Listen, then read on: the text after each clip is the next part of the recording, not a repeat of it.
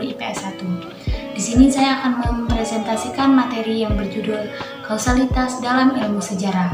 Bagi teman-teman yang menyukai pelajaran sejarah, teman-teman bisa menonton video saya ini. Mari kita tonton, check it out!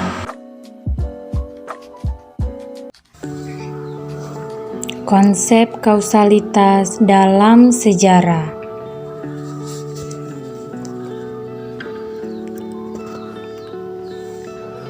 Konsep kausalitas dalam sejarah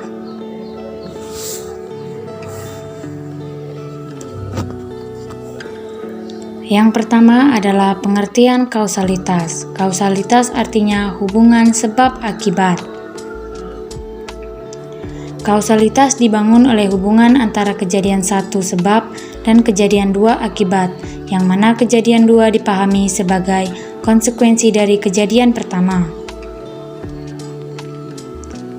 Selanjutnya adalah kausalitas dalam ilmu sejarah.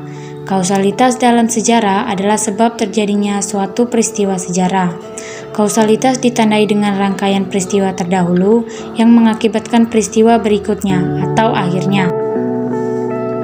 Contoh kausalitas dalam sejarah.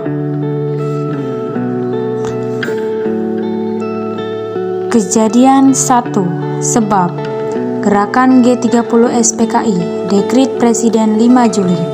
Kejadian kedua, akibat munculnya pemerintahan Orde Baru. Peristiwa di atas merupakan contoh kausalitas berdasarkan periodisasi maupun kronologi yang mengakibatkan munculnya pemerintahan baru atau kejadian baru.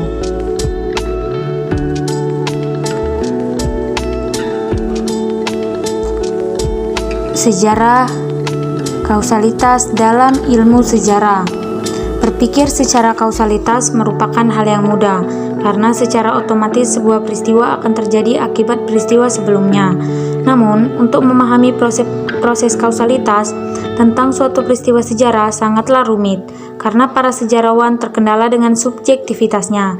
Artinya, dalam menghubungkan suatu peristiwa, sejarawan dituntut untuk menggunakan imajinasinya dalam menginterpretasikan kejadian tersebut benar-benar berkaitan atau tidak.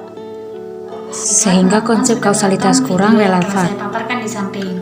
Di sini saya akan menambahkan sedikit tentang kausalitas dalam ilmu sejarah, yaitu B. Hubungan antara masa lalu dan masa kini. Segala kejadian masa lalu selalu berhubungan dengan masa kini. Seperti contohnya saja kemerdekaan. Kita merdeka karena adanya sejarah peperangan di masa lalu. Di sini kita bisa menjadikan beberapa hal yang ada di sejarah menjadi contoh dalam kehidupan sehari-hari. Di sini saya akan memaparkan beberapa contoh yang bisa kita lakukan. Contoh pertama adalah bisa menjadikan sejarah sebagai refleksi. Bagi teman-teman yang sudah sering sekali membaca sejarah-sejarah masa lalu, kalian bisa menjadikan sejarah tersebut refleksi untuk diri sendiri agar menjadi orang yang lebih baik dan tidak mengulangi sejarah masa lalu yang buruk. Yang kedua adalah menjadi pedoman berbangsa dan bernegara. Karena kita telah melihat sejarah kemerdekaan yang ada di Indonesia, sejarah yang begitu panjang dan kelam. Semua pahlawan telah menyucurkan darah dan keringatnya agar menjadikan Indonesia merdeka. Dengan adanya sejarah tersebut, kita bisa merasakan perasaan senasib dan sebangsa untuk menjadi bangsa yang baik dan seorang warga negara yang baik yang mencintai bangsanya sendiri. Baiklah teman-teman, mungkin itu saja dari presentasi saya kali ini. Saya mohon maaf bila ada salah kata. Wassalamualaikum warahmatullahi wabarakatuh.